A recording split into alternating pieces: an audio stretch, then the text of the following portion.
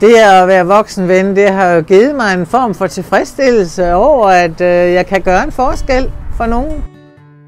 Jeg hedder Helle, og jeg er 66 år og er stoppet på arbejdsmarkedet.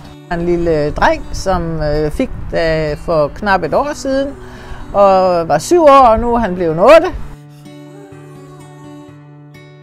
Det bedste ved at være voksenven, det er, at jeg ser den glæde, han har ved at være sammen med mig og Eiko.